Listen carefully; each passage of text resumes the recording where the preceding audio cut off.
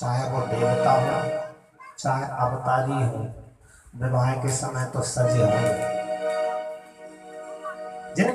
जिस किसी का भी विवाह हुआ है, विवाह के समय अपने वेशभूषा में परिवर्तन जरूर किया है।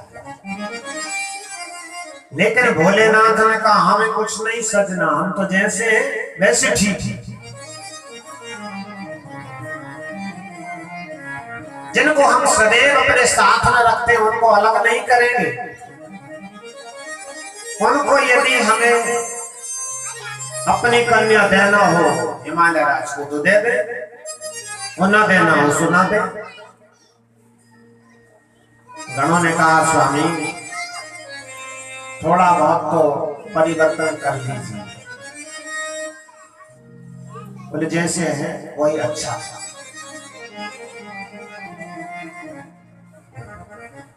एक सेवक गया, जंगल में बहुत से छोटे छोटे से सांप नाच रहे थे, कोई लाल कोई पीला कोई सफेद, छोटे छोटे से सांपों को पकड़ के ले आया। तो लाल वर्ण का एक सांप था, वह शिव जी के हाथ में बांध दिया।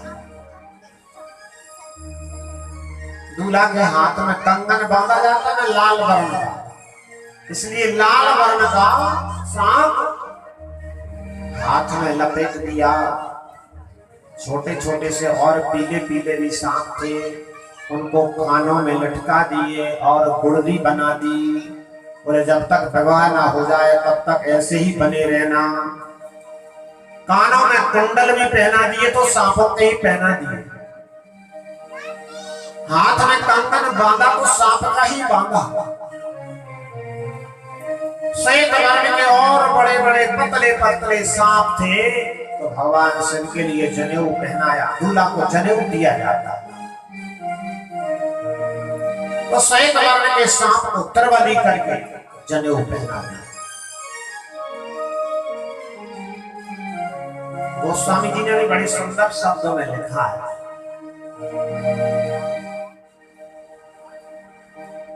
कि भोलेनाथ नाराज हो गए थे तो उनकी जो जटाएं थी वो बिखर गई थी।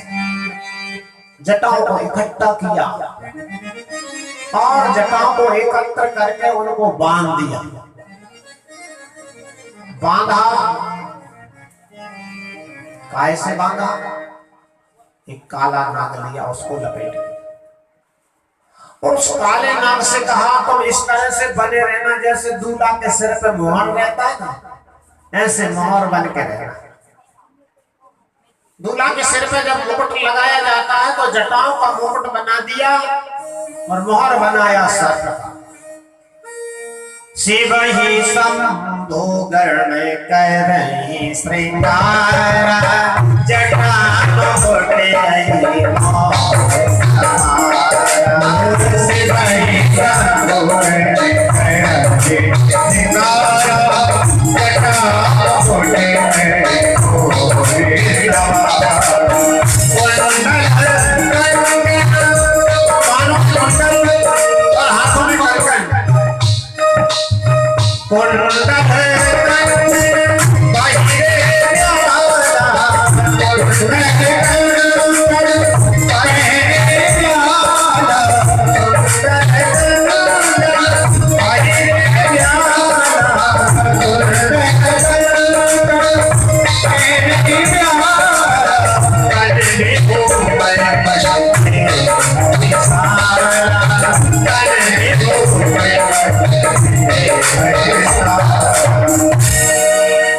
शरीर में दूल्हा के चंदन लगाया जाता है। अब तो कम कम हो गया ये प्रथा, लेकिन हम लोगों में अभी भी होता है। कहीं लंबा समय हो तो 15 दिन पहले से दूल्हा को चंदन लगाते हैं। शरीर चंदन नेता जाता है। आज उसके यहाँ निमंत्रण है दूल्हा का, उसके यहाँ बड़े अच्छे अच्छे भोजन जमाएंगे, फिर माता बहने दूल्हा को चंदन लगाएंगे। चंदन लगाया जाता है, इत्र लगाया जाता है, फिर हल्दी तो सब यहाँ लगती है, तेल का उल्टन हल्दी आदि ये सब लगाए जाते हैं। भगवान भोलेनाथ ने कहा ये हम कुछ नहीं, ये ठीक नहीं है। तो क्या? तन विभूति पटके हरी छाला, बोले शरीर में बस भभूति मल दो।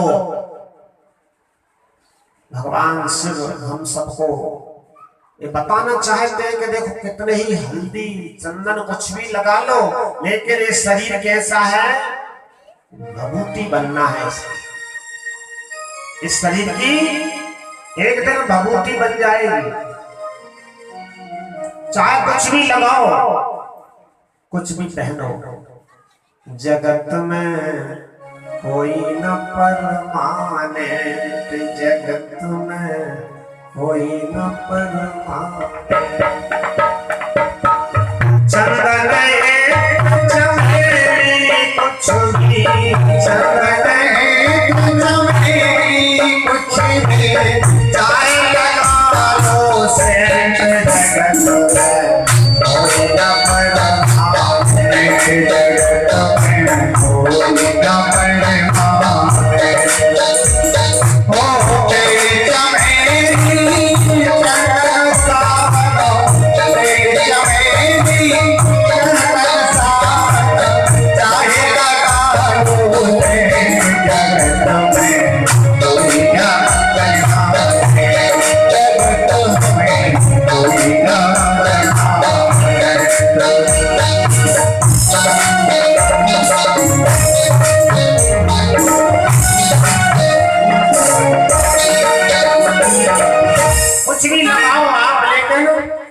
परमानेंट कोई नहीं है। तो भगवान भोलेनाथ हम सबको बताते हैं कि भाई एक दिन भभूति बनना है, इसलिए तन विभूति पटके हरी छाला। शरीर पर कोई वस्त्र भी नहीं पहने।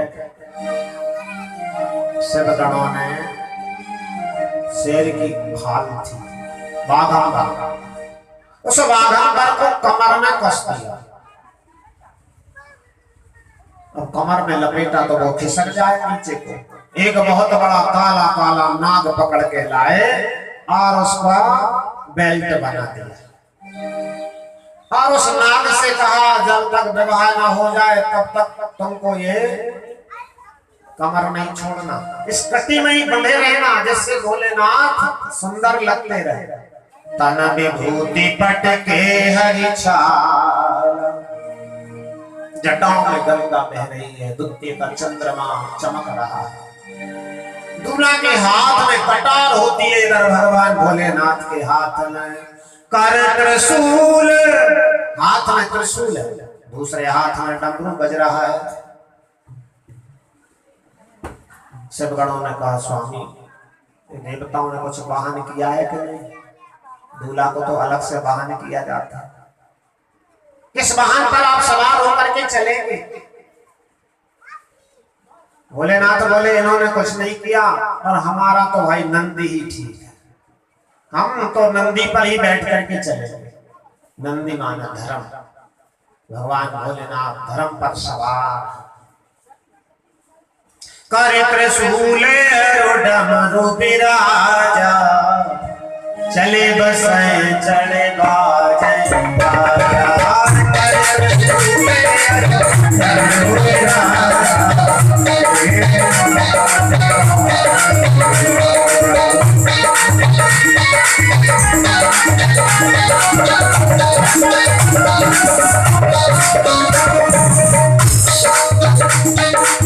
दूल्हे राजा सब जल के तैयार हुए हैं। कुंडल की जगह भी ब्याल है और कंगन की जगह भी ब्याल है, यज्ञोपवीत की जगह भी शर्त ही है। मोहर भी बना है तो शर्त का ही बना है। हाथ में त्रिशूल, दूसरे हाथ में डमरू, कमर में बाघांबर, नंदी पर सवार दूल्हे सज के तैयार हुए। देवांगनाएं आई थी, देवांगनाओं ने गीत गाया। इस समझ में नहीं आता, हम यदि कन्या की समता भूला से करें तो कैसे करें? आजकल भी गीत गाए जाते हैं, बनना बननी गाते हैं, माता बहनें गीत गाती हैं, हमारा दूल्हा है तो दुल्हन ऐसी एक दूसरे की समता का वर्णन करती है। देवांगनाओं ने कहा, देख से वही सुर प्रिय मुस्काई, वरदायक दुल्हन जगनाई।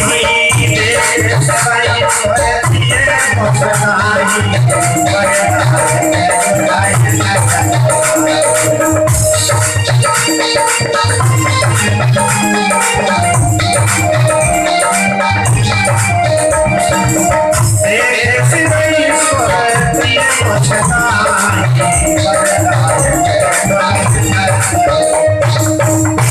इस दूल्हा के लायक तो दुल्हन दुनिया में कहीं है नहीं। अब हम कैसे गीत बनाना?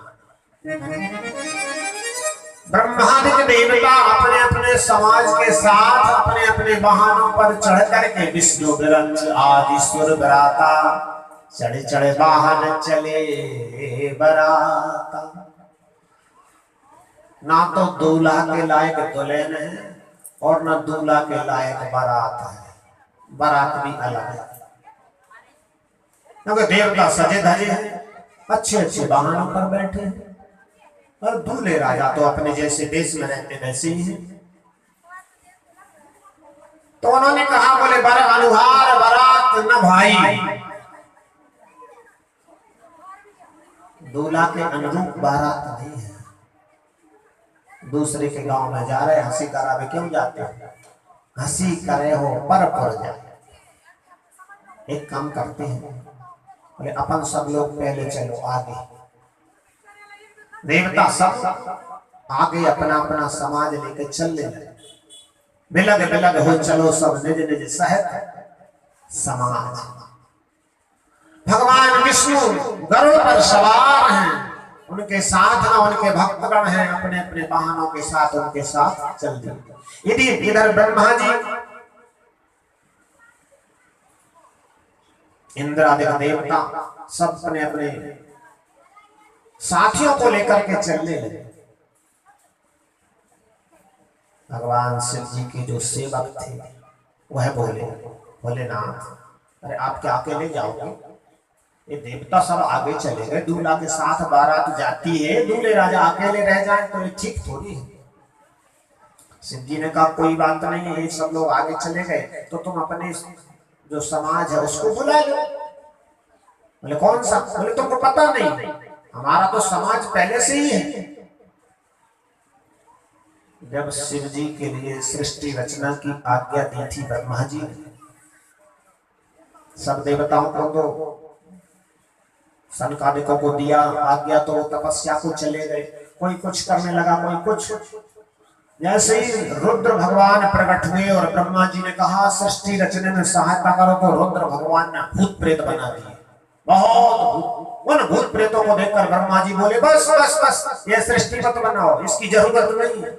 तो वो भूत प्रेत कोई साधारण नहीं, अनादि है, जो भगवान रुद्र ने स्वयं रचना की है। तो गणों से कहा अपने समाज को बुलाओ, हमने तो पहले ही सजा के तैयार कर लिया है। उसी समय वीरभद्र नामक गण भृंगी आदि ये सभी जाते हैं, जा जा करके भूत प्रेतों को आमंत्रित करते हैं। जिनको विवाह में कोई नहीं बुलाता उनको भगवान भोलेनाथ बुलाते हैं। अपन सब लोग तो प्रार्थना करते हैं कि भैया दूल्हा है, क्योंकि हवा ना लग जाए दुल्हन को कोई, इसलिए उसके साथ में कटार भी रखते हैं, एक दो साथी भी रहते हैं, बाहर की हवा ना लग जाए। लेकिन भगवान शिव कहते हैं दुनिया के मसानों को जगाओ। शिव गणों ने जाकर के जगाया, चलो अपने मालिक का विवाह हो रहा है। अकेले भारत के नहीं, दुनिया के भूत प्रेत आकर के जमा होने लगे। भारत के भूत भी हैं तो वो बोलते हैं हर हर महादेव, जय जय महादेव, कैलाशपति की जय हो। विदेशी आए तो बेचारे वे थोड़ी जाना, उनके यहाँ तो वही चाय पी कोई का कौन सी, अपन तो जानते ही नहीं वह भाषा, ये वही भाषा में बोल रहे हैं। उनकी जो रचना है भगवान भोलेनाथ ने पहले ही की है। विचित्र आकृति वाले हैं, सुन करके भी बात देखना तो बड़ी बात है, सुन भी लेंगे तो भयभीत हो जाएगा। कोई तो ऐसा लगता है मानो बिल्कुल हड्डियां ही हड्डियां हो, अस्थि पिंजर, और कोई इतना मोटा है कि हाथी कभी बैठ जाए तो हाथी नीचे दब जाए। हष्ट कष्ट को अति तन खीना, कोई इतना मोटा कोई इतना पतला, नाना तरह की उन्होंने वाहन सजाया। कोई गधे पर बैठा, कोई ऊंट पर बैठा, और बैठना है मुख की तरफ, पूंछ की तरफ मुंह करके बैठा। जैसे वाहन इधर को जा रहा हो तो अपन उधर को मुंह करके बैठे, लेकिन वो पूंछ की तरफ पूंछ पकड़े उधर को मुंह करके बैठे। किसी के हाथ नहीं है एक भी तो किसी के अनेकों हाथ, किसी के पैर नहीं है तो अनेकों पैर, किसी के देखो तो सारे अंग में आंखें ही आंखें दिखाई देती, किसी के देखो तो नाना तरह के मुख बने। ऐसे विचित्र आकृति वाले जब भूत प्रेत आए, हर हर महादेव बोलने लगे, शिव जी को घेर लिया। बीच में भगवान सब अपने कुछ बड़ों के साथ में चल रहे थे, बारात चलने लगे। अब देवांगना बड़ी प्रसन्न हुई, देवांगनाएं गीत गाने लगे। कैसा गीत गाया? जस दूल्हे तस बनी बराता, जय जय भोलेनाथ हरे। जस दूल्हे तस बनी बराता, जय जय भोलेनाथ हरे। जस दूल्हे तस बनी बराता, जय जय भोलेनाथ हरे।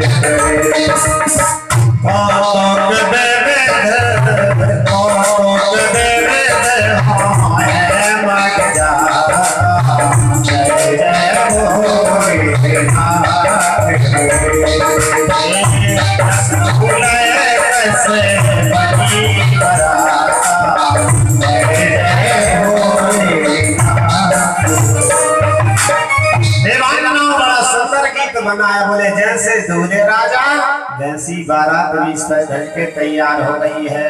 अब रास्ते में नाना तरह के खेल होते जा रहे हैं। देवताओं ने पीछे मुड़ के देखा कि दूल्हा राजा आ रहे हैं कि नहीं आ रहे, नहीं अपना स्वागत कौन करेगा। देखा तो दूल्हा राजा के साथ में बहुत बड़ी बारात है। अब किसी देवता को कोई काम पड़ता महादेव जी से तो पहले भूतों से मिलना पड़ता, बोले दूल्हा से मिलना है तो बीच में ही रोक देते, नहीं नहीं आप भीतर नहीं जा सकते, हमारे दूल्हे राजा को नजर लग जाएगा। अब और कठिनाई हो गई। धीरे धीरे करके बारात पहुंची है। हो हिमाचल नगरी, हो हिमाचल नगरी, चल भाई भोले